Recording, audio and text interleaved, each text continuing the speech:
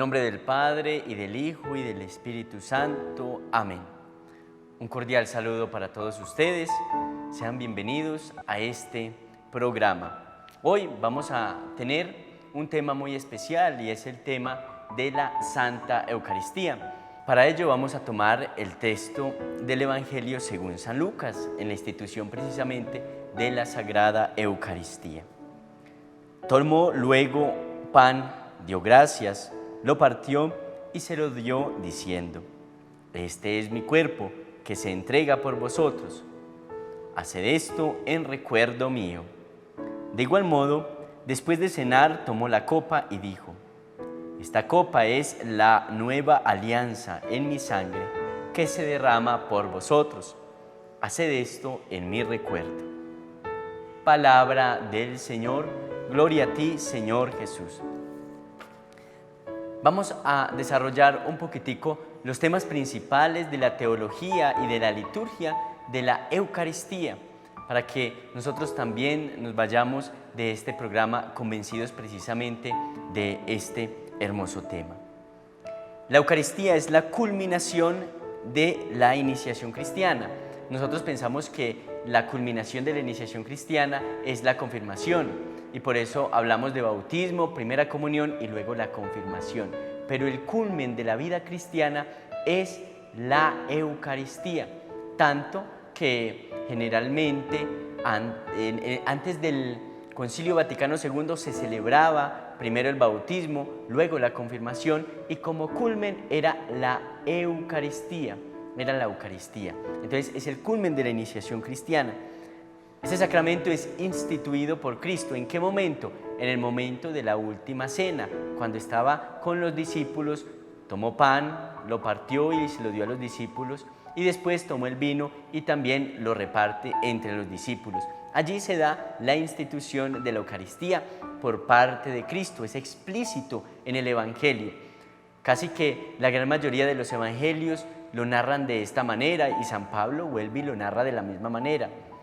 Tenemos muchos datos históricos acerca de la Eucaristía, de que es un sacramento instituido por la persona de Jesucristo. ¿Qué es la Eucaristía? La Eucaristía en un primer momento es memorial de la muerte y resurrección de Cristo, pero más que memorial es actualización. Actualiza la pasión, muerte y resurrección de Jesucristo. Por eso en cada Eucaristía se celebra eso, la pasión, la muerte y la resurrección de nuestro Señor. Es sacramento de piedad, porque allí vamos también a ofrecernos nosotros mismos, a orar, a elevar nuestra oración a Dios Padre. Es signo de unidad, porque nos reunimos como comunidad y allí celebramos todos juntos. Y celebramos como iglesia peregrinante en la tierra, pero no solamente nosotros, también con nosotros se encuentra la iglesia triunfante, que es la que ya está en el cielo, y la iglesia purgante, que es la que se encuentra en el purgatorio. Todos celebramos en un mismo sacramento, todos juntos celebramos la Eucaristía. Es vínculo de amor, porque allí nos encontramos como familia, como comunidad de amor. Es santificación del mundo. Con la Eucaristía santificamos el mundo y hacemos que el mundo cada día crezca en santidad. Y es anticipación del cielo. En la Eucaristía nosotros vamos viviendo lo que más adelante, también cuando lleguemos a la eternidad, también vamos a gozar. Ahora los nombres de la Eucaristía o los nombres de este sacramento. En el primer momento encontramos la Eucaristía, el nombre de la Eucaristía. La Eucaristía viene del griego eucharistos, que significa acción de gracias. La Eucaristía es acción de gracias. Por eso vamos a ver un pequeño video acerca de qué es la Eucaristía.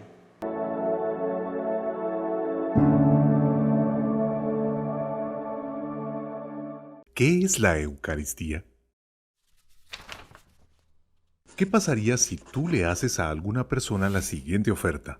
Si saltas por una hora en una pierna, recibirás $100. Sin duda habrá muchas personas listas a aceptar el reto. Si tú subieras el premio a $1000, seguramente muchas más personas querrían participar. Y si subes la apuesta a $100,000, entonces el número de participantes estaría realmente abarrotado. ¿Y qué crees tú si ofreces más de $100,000? Y digamos que la gente ni siquiera tendría que saltar en un pie para ganarlo. ¿Qué pasaría? En efecto, esto ya se ha probado antes y el resultado es el mismo de siempre. Solo algunas personas participan. Suena extraño, pero es cierto. Porque esto es lo que pasa exactamente en la Santa Misa. En la Santa Misa se nos ofrece la Sagrada Comunión. Y la Sagrada Comunión es más valiosa que un barril de oro, porque Cristo mismo es quien está presente en la Sagrada Comunión haciéndola invaluable e infinitamente preciosa. Y no se necesita saltar en un pie. Así que hay bastantes lugares vacíos en las iglesias por estos días. Entonces es obvio que muchos católicos no tienen ni idea de lo que la Santa Eucaristía es en realidad. No saben de lo que se pierden. Y entonces, ¿qué es la Sagrada Comunión? En la última cena Jesús tomó pan y vino y pronunció estas palabras: Este es mi cuerpo y esta es mi sangre. Él no dijo que se tenía que tomar simbólicamente, sino más bien que en realidad estábamos frente a su verdadero cuerpo y sangre. El Evangelio de San Juan en el capítulo 6 lo deja claro. Jesús instruyó a los apóstoles para hacer esto en memoria suya, y esto es lo que la Iglesia hace hasta el día de hoy. En la Santa Misa, las ofrendas de pan y vino son transformadas en el altar. La Sagrada Eucaristía, como se le llama a las ofrendas luego de la consagración, se ven como pan y agua. Saben y se sienten así, pero ya no son pan y agua. Tienen la apariencia de estos elementos, pero a través de la consagración se convierten en el cuerpo y la sangre de Cristo. Las apariencias, a lo que se llama especies, se quedan igual, pero la sustancia es lo que cambia. Esta transformación que ocurre en la misa se llama transubstanciación. Y la presencia de Jesús bajo la apariencia de pan y vino es llamada presencia real. Esta presencia de Jesús es verdadera y real, pero su modo difiere de la presencia de otras cosas materiales. Si tú divides cosas materiales, por ejemplo el pan a la mitad, entonces tendrás la mitad en la izquierda y la otra mitad en la derecha. Pero si quieres partir la hostia en dos partes, entonces no has dividido a Jesús, solo de forma exterior. Porque Jesús, como dijimos antes, está verdadera y realmente presente en la Eucaristía, aunque esta no sea la forma en la que los elementos materiales actúen. Más bien, Jesús está verdadera y auténticamente presente en todas las partes, hasta en las más pequeñas partículas. La presencia real que Cristo nos ha dejado en este sacramento es un gran regalo. Él no tenía por qué hacer esto, pero al entregarse Él mismo a nosotros en la apariencia de algo de comer y beber, Él nos muestra que solamente Él es el único que verdaderamente nos nutre, nos fortalece en el alma y nos da crecimiento.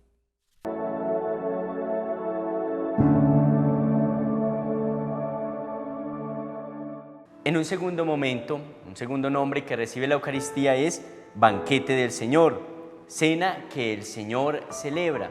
Es la cena que el Señor celebra con sus discípulos la noche de su pasión. Jesús celebra la cena, celebra este encuentro con sus discípulos. También es fracción del pan, porque Jesús toma el pan y a imitación o la celebración que Jesús hace es la misma Pascua judía, donde el padre de familia, donde la persona mayor toma el pan, lo parte y lo entrega a los hijos, lo da a sus amigos, a sus conocidos. El jefe del pueblo lo da a las personas que tiene a su cargo. Jesús toma el pan y lo reparte a los discípulos y en ellos también estamos cada uno de nosotros. Esa asamblea eucarística, porque es en comunidad que se celebra la Eucaristía, no lo hacemos nosotros solos, celebramos con una comunidad y con una comunidad, como lo dijimos hace un momento, purgante, celestial y con la comunidad peregrina aquí en la tierra. Es santo sacrificio porque actualiza también la pasión, muerte y resurrección de Jesucristo, actualiza la pasión de Cristo que es el sacrificio.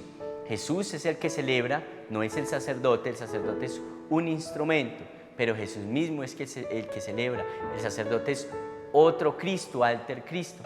Es el Cristo que celebra el sacrificio. Y Jesús también es altar, porque en su cuerpo y en su sangre es en el que se ofrece el sacrificio. Además, también es comunión, porque nos unimos con Cristo y en comunidad. Es comunión porque nos unimos con Dios y nos unimos en comunidad todos para celebrar este misterio. Y finalmente también es Santa Misa. Santa Misa es otro nombre que recibe la Eucaristía, Santa Misa, porque termina con el envío, la misión, misio. Entonces la Santa Misa es el envío de cada uno de nosotros a anunciar el Evangelio. Por eso después de una Eucaristía no nos podemos quedar estáticos. No es que haya terminado la Eucaristía, ahí es donde empieza nuestra Eucaristía, a vivir la misión. Todos estamos llamados a vivir esa misión.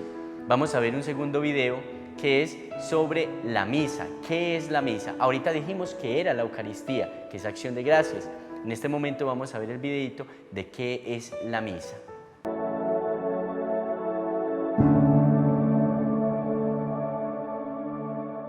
¿Qué es la Santa Misa?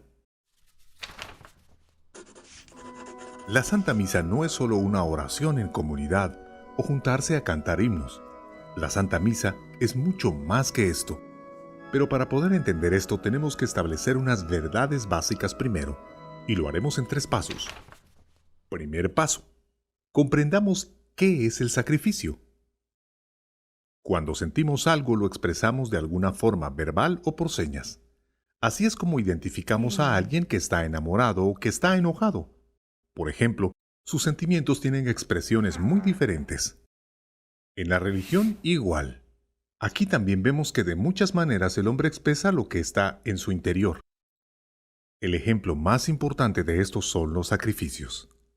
El sacrificio es un regalo precioso de Dios. El sacrificio busca expresar que Dios es importante para nosotros, que Él está en el primer lugar de nuestras vidas. Dios naturalmente no necesita ningún sacrificio, pero nosotros sí lo necesitamos, porque pertenece a nuestra naturaleza para poder expresar lo que llevamos dentro. Bueno, esa es la idea del sacrificio. Paso 2. ¿Qué tipo de sacrificios encontramos en nuestra religión? Bueno, en el Antiguo Testamento encontramos diferentes sacrificios. El sacrificio de Abel, de Abraham, de Melquisedec. Y luego están todos los sacrificios por instrucción de la ley de Moisés. El propósito de estos sacrificios es expresar que Dios está en el lugar más alto, y como la humanidad peca colocando todo por encima de Dios, muchos sacrificios han tenido el propósito de restaurar el orden correcto y exaltar a Dios en el lugar al que pertenece. Estos sacrificios tenían un carácter expiatorio, suficiente con los sacrificios del Antiguo Testamento. En el Nuevo Testamento también encontramos el sacrificio, pero solo uno, el que fue ofrecido por Jesús en la cruz. En la cruz, Él dio su vida en expiación por los pecados de la humanidad. Su obediencia amorosa supera la desobediencia sin amor del hombre pecador. Por su sacrificio, Cristo restaura el orden correcto y la relación entre Dios y el hombre. Ahora, ya que el sacrificio de Jesús es absolutamente perfecto, no más sacrificios son necesarios o requeridos. Su sacrificio es el único y necesario en la nueva alianza. Bueno, ahora entendemos qué es un sacrificio y qué tipo de sacrificios había. Y que el sacrificio de Jesús es tan perfecto que no se necesitan más sacrificios. Sigamos con el punto número 3. La mayoría de las personas tienen una noción básica de lo que es la Santa Misa, pero solo unos pocos parecen conocer que se le llama el sacrificio de la Santa Misa. Pero espera un momento, ¿no acabamos de decir que después del perfecto sacrificio de Cristo, los sacrificios ya no eran necesarios e inclusive legítimos? Correcto, pero el sacrificio de la Santa Misa no es un nuevo sacrificio, sino que se mantiene como el único sacrificio de Cristo que se hace presente entre nosotros. Y así es como se explica mejor. En la Santa Misa, pan y agua son transformados en el cuerpo y sangre de Cristo. Entonces Jesús está verdaderamente presente bajo la apariencia de pan y vino. A esto le llamamos, como ya sabemos, la presencia real. Pero el pan y el vino en la misa son consagrados por separado. Así que por el orden del signo, el cuerpo y la sangre de Jesús son separados durante la consagración. Ahora, cuando un cuerpo se separa de su sangre, significa la muerte. Y así en la misa, cuando el cuerpo y la sangre de Jesús se hacen presentes, pero por separado, esto significa su muerte. La misa es una representación sacramental de la muerte de Cristo en la cruz. Por supuesto que Jesús no está sufriendo de nuevo. Eso no sería posible porque ahora Él está glorificado. Pero de una forma sacramental Jesús se hace presente en el altar como quien ha muerto por nosotros. Esto exactamente es la misa, la presencia del sacrificio de la cruz. Rezar y cantar con otras personas es bonito, pero esto no es nada en comparación con lo que nos encontramos en el centro de la misa, la obra de la salvación de Cristo en la cruz. A través de la representación sacramental de su muerte, Él nos permite experimentar en gracia lo que Él ha ganado en la cruz. En la Santa Misa se promulga la salvación y sus efectos que se aplican a nosotros. Esto es lo que hace a la Santa Misa tan especial y absolutamente espectacular.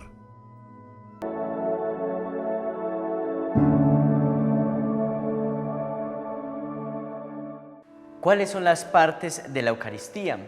La Eucaristía tiene dos partes: la liturgia de la palabra, que son todos los ritos iniciales, la palabra de Dios, ya puede ser del Nuevo Testamento, de los profetas, los salmos, o del Antiguo Testamento, ya puede ser los profetas, los salmos, el Deuteronomio, el Pentateuco, o los evangelios, o incluso el Nuevo Testamento, San Pablo, San Pedro, San Juan, el Apocalipsis, las cartas paulinas. Allí están todo lo que es la liturgia de la palabra. Pero hay una segunda parte, que es la liturgia eucarística, que va desde la presentación de las ofrendas hasta la comunión. Pasa precisamente por el momento más especial, que es la fracción del pan, la consagración, que es donde Cristo se hace presente, vivo y real, en medio de la Eucaristía. En la Eucaristía es el mismo Cristo que está allí. ¿Cuál es la materia que se necesita para la Eucaristía? Pan sin levadura y vino de uva. Si uno está, por ejemplo, en una vereda, un sacerdote como nosotros, está en una vereda y de pronto se le olvidó el vino, y una señora muy querida tiene otro tipo de vino, no puede ser, no se puede celebrar con ese tipo de vino. Se debe celebrar es con vino de uva. Entonces, en ese caso se haría una paraliturgia, una liturgia de la palabra nada más, porque no está la materia. Celebrar con otra materia sería una profanación del sacrificio eucarístico, porque no es la materia propia, y allí tampoco hay Eucaristía. Para poder celebrar la Eucaristía se necesitan esas dos materias, el pan y el vino. Y eso es muy recurrente. A veces al sacerdote se le olvida el vino, o por alguna circunstancia se le quebró el tarrito donde tenía el vino. Entonces lo que hace es celebrar una liturgia, porque no puede celebrar Eucaristía con un vino de manzana o con otro tipo de vino. Ahora, si de pronto tienen uvas, pueden de pronto exprimir las uvas, y con el zumo de la uva puede celebrar la Eucaristía, pero eso en casos muy extremos, también en casos muy extremos. Es vino de uva y pan sin levadura. ¿Y quién es el ministro propio de este sacramento? Es un sacerdote válidamente ordenado. ¿Y ordenado por quién? Por un obispo que tenga sucesión apostólica. Si hay un sacerdote que de pronto uno sabe que no tiene sucesión apostólica, a veces se duda precisamente de esa Eucaristía, porque para celebrar válidamente el sacramento de la Eucaristía es necesario un sacerdote válidamente ordenado por un obispo con sucesión apostólica. ¿Cuál es la fórmula o cuáles son las palabras que se usan en la Eucaristía? Las palabras que se usan en la Eucaristía son las mismas que usó Jesús en el momento de la última cena. Tomó el pan, lo bendijo y lo dio a sus discípulos diciendo: tomad y comed todos de él, porque esto es mi cuerpo que será entregado por ustedes. Después tomó el vino y dijo: tomad y bebed todos de él, porque esta es la sangre que será derramada por vosotros. Hagan esto en conmemoración mía. Si un sacerdote, por alguna circunstancia, cambia la fórmula, también se debe dudar de la Eucaristía en ese momento, porque la fórmula es precisa y por eso el sacerdote debe estar muy pendiente del libro, no puede cambiar la fórmula. Hay muchos movimientos hoy día que cambian la fórmula, que para hacer un poquito más ágil la celebración o para hacerla más bonita, pero a veces haciendo bonito terminamos haciendo cosas que no son debidas. Y la liturgia es precisa, la fórmula no se puede cambiar. ¿Cuántos bautismos, por ejemplo, en Estados Unidos fueron invalidados precisamente porque un sacerdote cambió la fórmula? Muchísimas personas de esas que fueron bautizadas le fue invalidado el bautismo porque la fórmula no era la correcta. La fórmula del bautismo es yo te bautizo en el nombre del Padre y del Hijo y del Espíritu Santo. Si una persona dice: yo te bautizo en el nombre del Hijo, Jesucristo nuestro Señor, que vive y reina por los siglos de los siglos, ese bautismo es inválido. El bautismo es trinitario, es con la fórmula trinitaria. El sacramento de la reconciliación también tiene su fórmula: yo te absuelvo de tus pecados en el nombre del Padre y del Hijo y del Espíritu Santo. Todos los sacramentos tienen su fórmula, no se puede cambiar. Si se cambia al menos una palabra, una letra, se duda de la validez del sacramento, porque no se debe cambiar la fórmula tampoco. Ni la materia ni la fórmula del sacramento se debe cambiar. Ya dijimos cuál es el ministro del sacramento: un sacerdote válidamente ordenado. ¿Cuáles son los sacerdotes? Un sacerdote que está en la parroquia, un obispo también tiene su ministerialidad sacerdotal y el Papa tiene su ministerialidad sacerdotal. También es sacerdote, por tanto, sus Eucaristías son válidas. Un sacerdote que está en la parroquia. Y tenga muy presente, para uno cubrirse en salud, pedir las credenciales, si hay un sacerdote que nos va a celebrar la Eucaristía en alguna parroquia, pidan las credenciales. Nosotros tenemos, en la diócesis nos dan un carnet que dice que tiene las facultades el sacerdote tal para celebrar, para predicar y para celebrar sacramentos.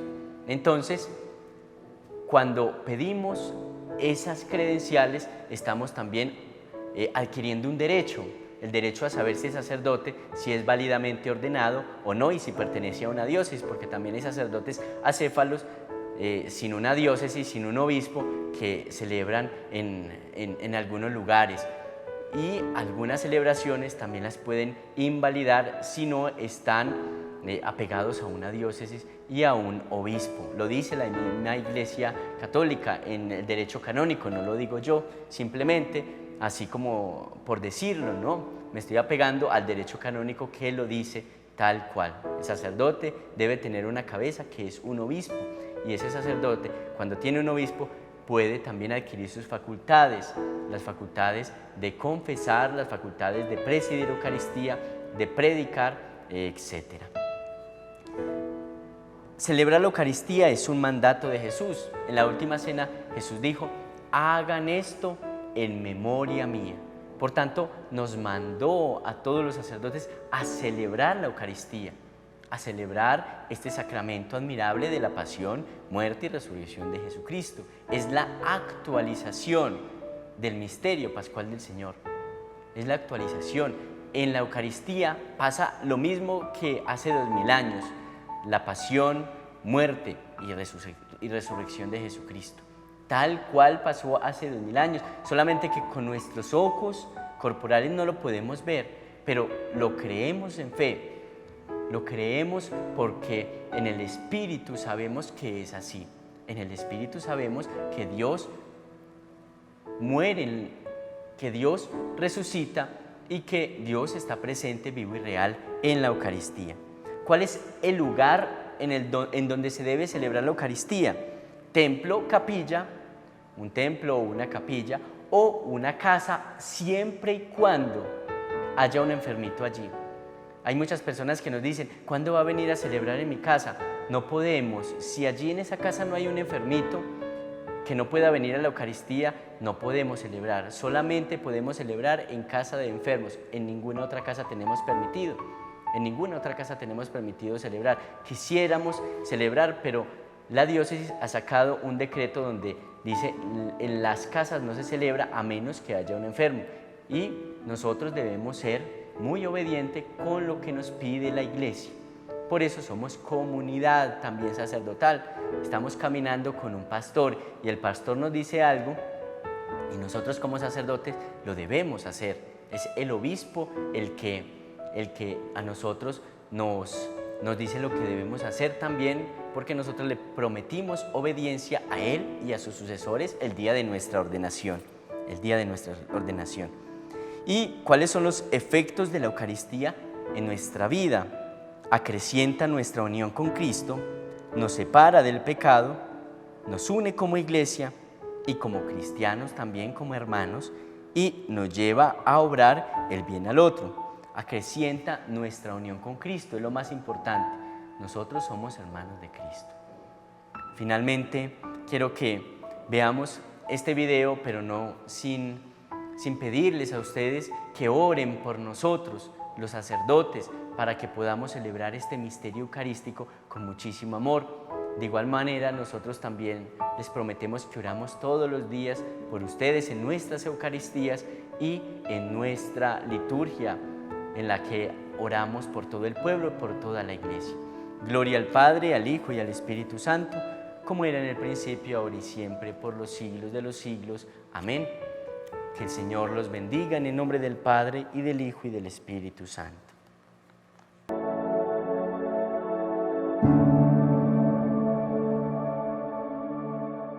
¿Cuáles son las partes de la misa?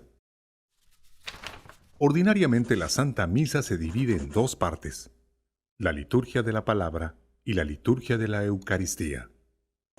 La liturgia de la palabra está constituida por las lecturas. Las lecturas son textos seleccionados de la Biblia, y naturalmente el Evangelio que habla sobre Jesús es el elemento principal. En las lecturas escuchamos palabra de Dios, que es lo que Dios nos ha revelado en la historia de la salvación. Y esto nos ayuda a conocer a Dios de una forma más profunda y nos enseña a llevar una vida buena y recta. La segunda parte, la liturgia eucarística, también gira alrededor de la palabra de Dios, pero la palabra de Dios encarnada, hecha carne en Jesús, quien está verdaderamente presente en el altar bajo las especias del pan y del vino. Estas dos partes son la división más común de la celebración litúrgica. Pero también hay otra división de Santa Misa, y es de esta forma. Hace 500 años vivieron dos grandes santos, Santa Teresa de Ávila y San Juan de la Cruz, que pasaron la mayor parte de su tiempo reflexionando en nuestra vida cristiana. Y ellos observaron lo siguiente: nuestra vida espiritual progresa en 3 niveles: purificación, iluminación y la unión con Dios. Suena como budista, pero en realidad es católico.